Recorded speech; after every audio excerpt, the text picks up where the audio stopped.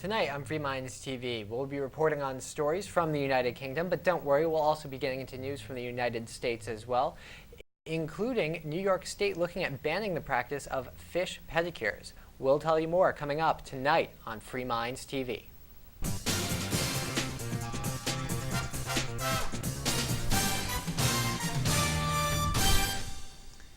And welcome to a brand new edition of Free Minds TV, where we challenge you, the viewer, to think outside the box. It is episode 131, Nick, and it is Toby here with you. And Nick. I just said your name. Yeah. Anyways, we've got stories to get to from the United States and the United Kingdom, I guess is where we're focusing in today. I mean, there's just a lot of stuff coming from the nanny state, as well as some really nanny issues coming from the United States as well. And we want to get into them both, because that's what we like to do on the show is pick apart people who just don't let adults be adults. We got to be treating ourselves like children and never really grow up, because can't be too careful, Nick. The government's there to take care of you and make sure that you don't mess up. And that's where I wanted to start off over in Delaware, actually, with a first grader who is being suspended from school for 45 days because he brought his Swiss Army knife to school. Now, he didn't just bring a Swiss Army knife to school. There's more to this story. A young boy by the name of Zachary decided to bring his Swiss Army knife to school because he had a spoon and a fork on it, and he was very excited about just joining the Boy Scouts, and he wanted to eat his lunch with his brand new spoon and fork that he got. I guess it wouldn't be Boy Scouts, it would be Cub Scouts, and he was very excited about joining them, and he wanted to try eating his lunch with his spoon and his fork that were on his Swiss Army knife. Now, in our zero tolerance day and age, I mean, I think I brought a knife to school many times when I was a youngster in school. I'm not all that old, I'm only 26 now. But in today's age, it's just not acceptable. And even though Zachary has no disciplinary problems so far, he has been suspended for 45 days, and he's having to attend a reform school. Now, Zachary's not in a reform school yet. His parents are appealing the decision, and he is currently being homeschooled because he's not allowed at his current public school anymore until he attends this reform school for 45 days. But it just goes to point out what zero tolerance does. It leaves no wiggle room for case-by-case basis. There was no threat here. He wasn't bringing the knife to school to intimidate anyone. He was just bringing it because he was excited about Cub Scouts, and he had just gotten this brand new knife from after he joined Cub Scouts, and he wanted to eat his lunch with the spoon and fork. The knife part never actually came out. It was just the fact that he had it there. Nick, am I just being too lenient and saying, you know what, boys will be boys? When I was in Cub Scouts, this wasn't a big deal. I remember forgetting my knife in my pocket and brought it to school. I think I was caught a couple of times, and they just told me to leave it in my pocket and go on about my day, but everyone's so scared nowadays. Yeah, well, I don't think zero tolerance makes a whole lot of sense, especially when you get on to, the later years in school. When you're in middle school and then high school, people are allowed to take shop class, and they're allowed to wield power tools and other hand tools that are probably a lot more dangerous than a pocket knife, but that's okay because it's provided by the school. But for some reason, if you bring a Swiss Army knife or just some kind of a pocket knife with you to school, that's considered something that needs to be punished, whether or not there was any evidence that you were going to threaten anybody, never mind threatening anybody. Even if there's no evidence whatsoever that you were going to use it for anything inappropriate, can still get in trouble, suspended, and in some cases expelled, depending on what the zero tolerance policy is. And this happens to kids who haven't done anything wrong. Right. I mean, explaining to the child that the knife isn't allowed, maybe taking it from him and having his parents pick it up. I can even see that. I know people are real scared nowadays, and even a first grader wielding a Swiss Army knife can be pretty intimidating. How about you just confiscate it from him and give it to the parents, and maybe have a meeting with the parents about how you shouldn't be allowing your child to bring his Swiss Army knife to school. It seems like it would make more sense to me than sending him out to a reform school where there are people in there that really need to be in there, people who have severe behavior and disciplinary problems, and young Zachary may learn a few bad tricks that he's going to take with him. I mean, it's not like these reform schools oftentimes are always rehabilitating people. A lot of the times it's housing students who have disciplinary problems and going to teach Zachary a lot of bad things when he returns to his school. Now, hopefully, this will be appealed and overturned, but right right now in the state of Delaware where this is taking place, there isn't much wiggle room for suspension. Since it's a 45-day suspension, there's no wiggle room. If it was an expulsion, a state did pass a law because there was a first grader brought a cake to school and it had a knife to cut the cake, and so that student was expelled, and they passed a law saying with expulsion you can have a case-by-case wiggle room for zero tolerance, but not for suspension. So far, Zachary and his parents are up the creek without a paddle, but if anything more comes from this, we will report on it. But that's enough picking on the U.S. for now. We will come back talking about fish pedicures and other things, but first we have to go over to the U.K., where people may be facing some pretty draconian punishments for throwing waste in the wrong receptacle. Yeah, well, apparently in the United Kingdom, it's now going to be a law that you could be fined £1,000 if you throw food scraps, whether they're potato skins or just food you haven't eaten, into the regular waste bin, the actual garbage can. You're going to have to recycle those things. I don't really know how you recycle bad meat or something like that. And £1,000, the pound is actually doing a lot worse than the dollar, which doesn't, saying that if it was doing better than the dollar, that wouldn't say very much. But obviously the pound's in trouble. That's about $1,500 US, to give people some idea of how much money that is, simply for putting potato peels into your trash can. The crackdown will create so much recyclable material that families and homes will be given 5 wheelie bins and waste boxes to cope. So apparently, you're supposed to compost this stuff. It's going to have to go into the composting receptacle, and it'll get picked up and supposedly be taken to a place where they compost food scraps. But it makes me wonder. This article points this out, and this is something that happens here in the U.S. too, is that a lot of times when there's recycling programs, you start to wonder when you see them, whatever company's picking up the trash, or the city, they pick up the actual trash and then the recyclables and throw them into the same truck. Yeah, have you ever seen that? Because I have. Just a lot of it is just wasting a lot of people hours. I mean, people spend so many hours recycling their garbage, and as you said, a lot of the time they are just throwing it all in the same bins afterwards. And I just wanted to point out before we get more involved here, we're talking about you're supposed to be recycling your old food and composting it so it breaks down and returns to soil, correct? Well, if you're putting your trash into a landfill, it will still compost itself and return back to dirt. Wherever you put it, doesn't really matter where you put it. You throw it in a landfill with your other garbage, well, it'll still turn to dirt. It's not like it needs to be in a compost bin, in a certain bin, in order to decompose and turn back into dirt. It'll do that whether you throw it in the landfill or whether you throw it into the compost. Well, but I think that's I think there's some other things coming into play here, Toby, because according to the article here, the controversial zero waste policy, as it's being called, is part of the government's drive to cut greenhouse gas emissions, and will be unveiled by Environment Minister Hilary Benn. So the idea here is that I think the idea here is not so much that the food scraps are a problem if they go into the landfill. I don't even think that's the argument being made. I think a big part of the argument being made is people waste too much food. So we're going to make it harder for them to throw it out. And we're going to make them look at how much food they use.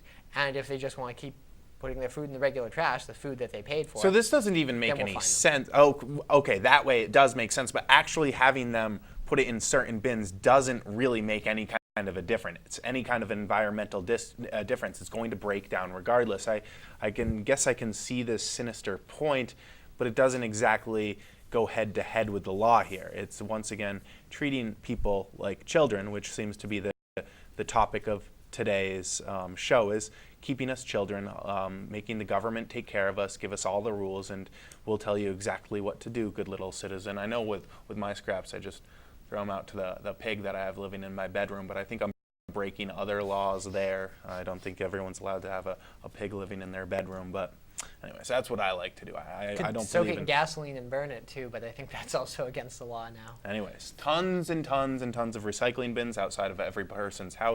I don't know, how much do you think it's going to cost to manufacture all these new recycling bins as well? How many man hours are going to be wasted sorting everything out? But I guess I'm not the government. I don't know if they're going to use trash bags for them, so I don't know if there's going to be more smell, more leaking liquids. While we're on the liquids. While we're on the topic, I did want to point out that a lot of things out there still are not environmentally friendly to recycle. When you're talking about metal and tin cans and stuff, that's environmentally friendly to recycle, but things like paper often cost the environment much more to recycle them than you would to cut down a new tree and start from scrap because of the bleaching processes some of the papers and cardboards go through. Yeah. And a lot of the time it's much harsher for the environment to recycle certain products than it is to start from fresh. When you're talking about metals, yes, it makes sense. Well, and I think plastics less as well. I think plastics at this to point, a certain extent, it depends how it's being done. easier. There's There some is a process. benefit. It depends because it's really fuzzy when you're getting into recycling. How much is subsidized by the government, so it makes it look like it's costing less. But in reality, depending on the program, some programs that recycle plastic are, you're right, are beneficial, but others that are subsidized and you don't see the true cost of what's going into it are not beneficial whatsoever to the environment and actually cost much more than mining original oil and making new plastics from scrap. And reusing, like, I mean, if you're talking about, say, plastic bottles, you're probably going to make a much bigger impact environmentally if you just use one water bottle twice, refill it with some tap water, and then throw it in the trash than if you recycled it. Because even if there is a benefit to recycling, it's not going to be a huge benefit. A lot of that energy and the greenhouse gas emissions that would be created making new plastic, they're going to happen anyway during the recycling process. So you'd be much better off, getting more use out of plastic that's already been produced than simply recycling it all the time. And of course, Nick, I have to point out that today's landfill is going to be tomorrow's gold mine. Eventually, when all the natural resources such as plastic are used up, people will be mining landfills to get those bottles that weren't recycled so that they can recycle them in the future. It will happen. I'm not saying it's going to happen necessarily tomorrow, of course not, but down the line, 50, 100 years, people will be mining landfills where garbage was once buried, and they're going to be taking out the raw materials, the plastics and stuff, and recycling them and breaking them back down and making new products. So just because you're not recycling it today doesn't mean that it's not going to be recycled someday. Eventually, if there's a landfill, people will be mining it to take products out and recycle them. Some people already, in some places, there are already landfills where at least the recycling station and the facilities around it are powered by the methane from the landfill. I mean, that's a natural decomposition process, but you've got all those food scraps in there. They're rotting, 20-year-old hot dogs. They're going to produce a lot of gases that you can actually burn. And that has been done not only to produce heat, but also to produce electricity in some places. So, there already are some avenues to get use out of trash that people don't conventionally think about. I think most people just think we have to recycle everything. And I'm not saying that recycling isn't a good thing sometimes, but the government's mandating something that it really has no business mandating. And oftentimes, when they're mandating, say, recycling paper, it's something that's not even particularly productive. You'd be better off just throwing the stuff in the ground. Yeah. Anyways, we do need to move on, Nick. This story coming out from the UK, but it doesn't matter. It seems the governments, Western governments especially, are pushing similar legislation It's through. all based on the idea of man-made Right. climate change, which I think there's still a debate open on that. I'm not saying it's not happening necessarily, but it seems like it was sort of pushed down people's throats. And now, I mean, we're looking back on it. 1998 is the warmest year on record. The last 11 years really haven't kept getting any hotter. So there's some questions there, and I think it's important to question how far we're going to go with some of these programs, these draconian programs, without really knowing if we're even addressing a real problem. Right. Anyways, I do want to point out that it's not too long until this kind of thing does come to the United States and other governments as well, because when one government does something, it's usually other governments looking around to see how it's going. How much revenue are you generating from a $1,000 fine for throwing the wrong thing in the recycling container? It's a lot of money. Governments will start to look at that. So be careful.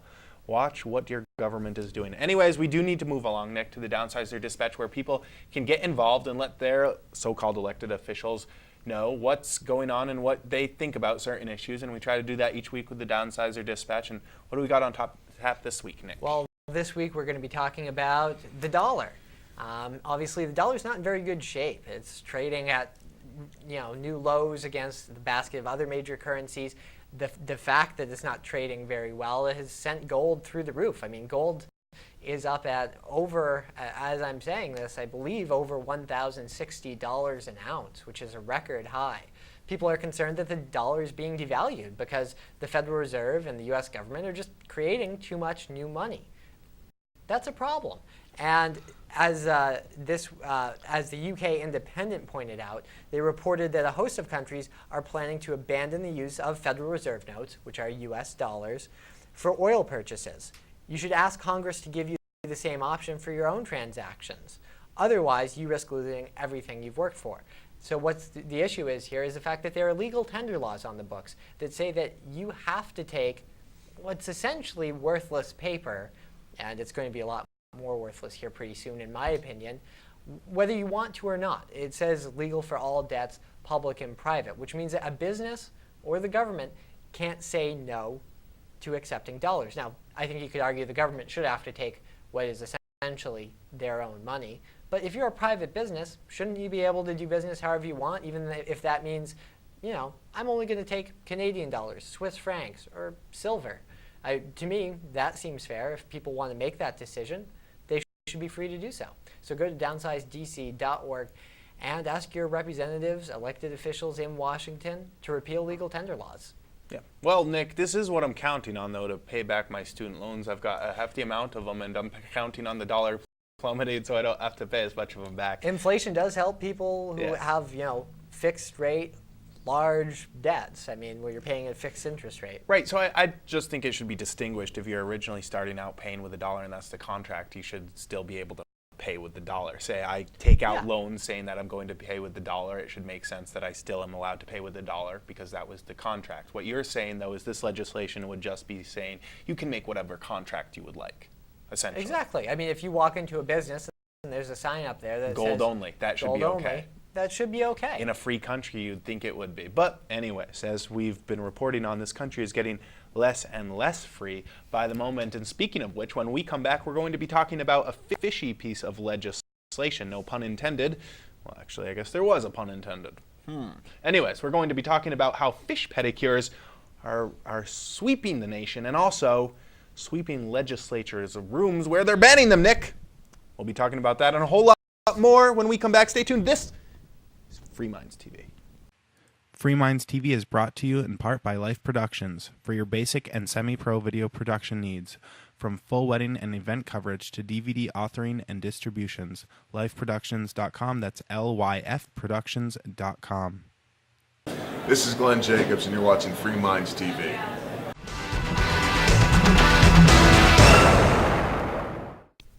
And welcome back to the show. It is Toby here with you. And Nick. All right, I'd like to invite the viewers to log on to our website, freemindsmedia.org or Free Minds TV. I guess we are showing some old graphics. Yes, a couple weeks back, my computer did explode. Smoke and everything. She went and lived for quite a while, and that's why these older graphics are going up. It was a very old laptop. It was a very old laptop. It's amazing that it's been producing the shows, and now I don't have the new graphics. I need to still get them, and as well as if you're seeing any video quality issues, it's because of the last few episodes. And the next few episodes are being produced on a computer that is not mine and is not ready for show production. But once Vista 7 comes out, I will have a brand new computer. Windows I'll have 7.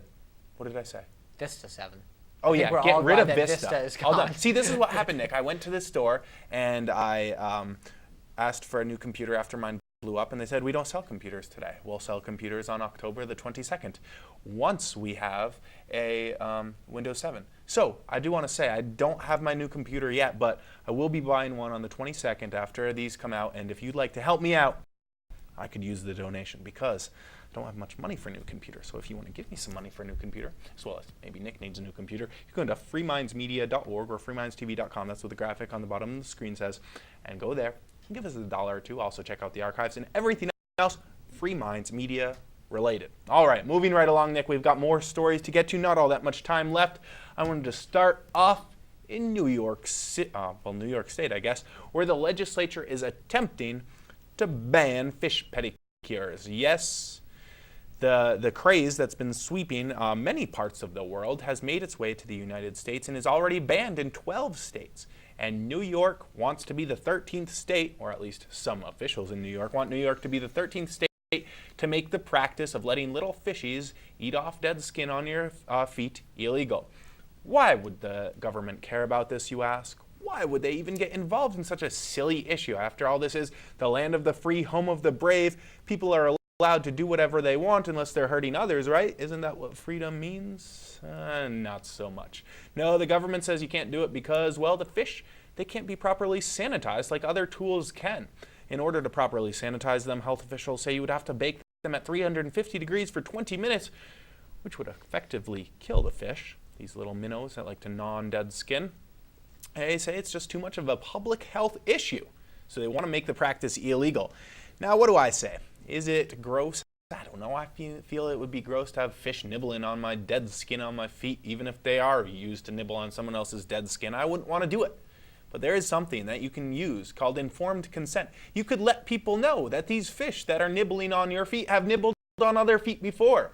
And those other feet might have other yuckiness in them. I don't know what feet have, athlete's foot or something. Can you pass that with little fish nibbles? I don't know. But you could at least have informed consent and let people know the risks and dangers they're getting involved in. I mean, these people are already ready to take the plunge and have fish eat dead skin off their feet. Let's let them read a little bit about it or tell them a little bit about the practice rather than making it illegal, making it a crime, something that people can go to jail for, Nick. They can go to jail for this if it's banned. And in the states that it's already banned, if they want to allow people to eat dead skin off the feet, people will be behind bars, and us, the taxpayers, will have to pay money to keep people behind bars because they wanted to have fish nibble dead skin off their feet. Seems very petty when we're fighting wars of aggression in Afghanistan and Iraq, and we have all this economic turmoil going on. Why are we concentrating on something like this? Because it's going on all over the place. It's not just with fish. Everywhere, the government is taking away rights and liberties. They don't believe in things such as informed consent anymore. Why can't two adults make a contract with each other, tell each other the risks involved, and then move forward? Me? Not gonna choose the fish, Nick. In fact, I don't like anyone touching on my feet. Not gonna do it. I know I don't like it. But maybe you do. Maybe you want the fish to nibble on your feet. And I'm gonna tell you, Nick, you could get the leech feet or typhoid on your feet. If you Typhoid? I don't know. Is that a disease? It's a disease. I don't know if it spreads Through feet. fish? These are, I don't know. The health officials say there could be issues with it, Nick. So there could be issues. I'll tell you. And there you might can be. make a I mean, there decision. could be, but there are risks involved in any activity, and I think you're right, Toby. Skydiving's legal, Nick. You jump from an airplane.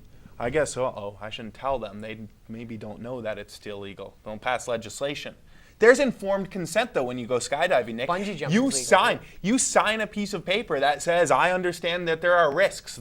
The parachute might not open. The plane might crash before it even takes off into a tree, and you might blow up. Could happen, Nick. You could get hit by an asteroid on the way to get your feet pedicured by fishies.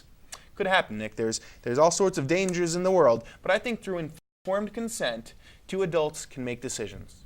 Am I crazy? Is this too much liberty thought getting into my brain here, Nick? I feel like in a free country, you should be allowed to do what you want so long as you're not hurting each other and you're letting everybody know who's involved in contracts know the risks involved.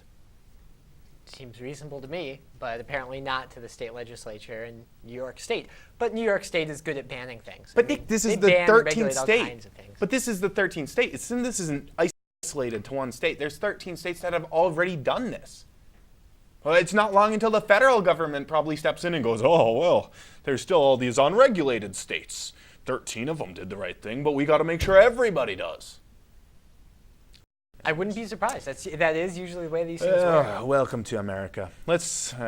Anyways, America's not the only country that's taking away freedoms and liberties and all this other stuff. It's other countries as well.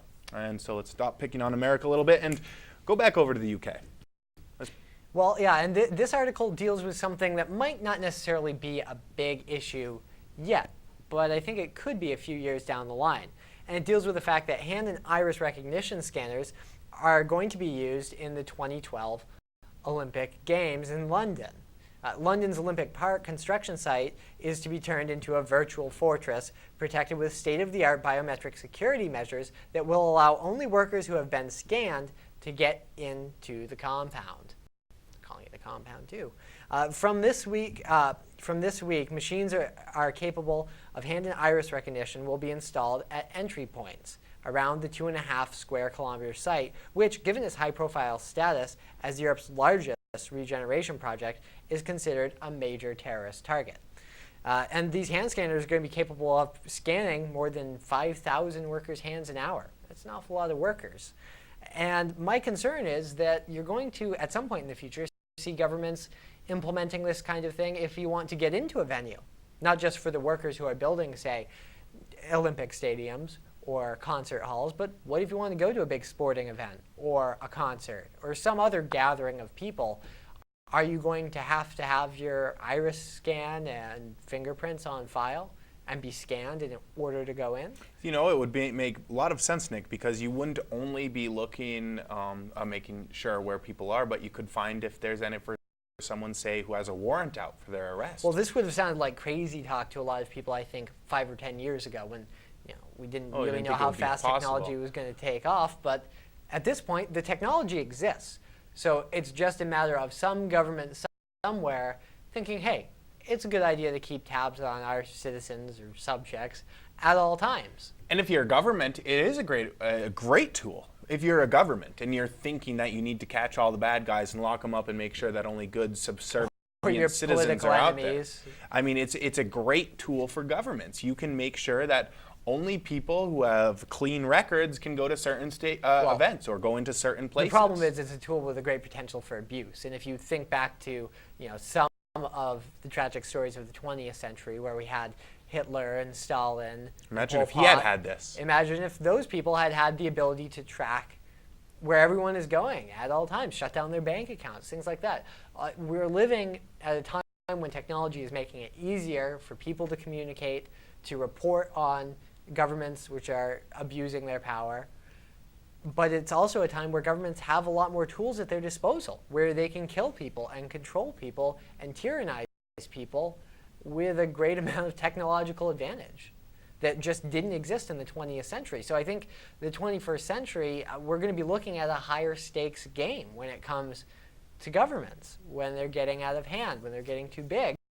I think police states in the 21st century are going to be even more deadly and dangerous than those in the 20th century if we allow them to come about. Yeah, imagine once RFID becomes, it's only a matter of years before certain governments are starting to implement it into people, are the talks right now. And with RFID and these other biometric scans, Real ID, all this other stuff, there's a lot of potentials for a lot of abuse out there, as you stated, Nick. So while technology is great, it can also be used by evil people to do evil things. So just keep that in mind. Don't always trust everything. Don't always trust your governments. Don't always trust your. I wouldn't recommend I wouldn't recommend trusting governments be weary at all. Buyer beware, or citizen beware. Anyways, beware. And don't let the government do everything for you. Worry about yourself, too. Anyways, we do have more stories, but we are out of time for today. If you have different thoughts on any of the stories we have brought to you, send us an email, fmtv@freemindsmedia.org or fmtv@freemindstv.com. Should send us an email. Hopefully, it'll get to us, and hopefully, we'll give you a reply. If we don't reply, it means we haven't gotten it. We try to reply to every email. So if you've been trying to send us email, there were some server issues as well. We've been having some issues with the website. Try sending it again, fmtv@freemindsmedia.org. Well, it's been Toby here with you. And Nick. Have a most excellent evening or day. Whatever time it is you're watching this, I want you to enjoy it. Anyways,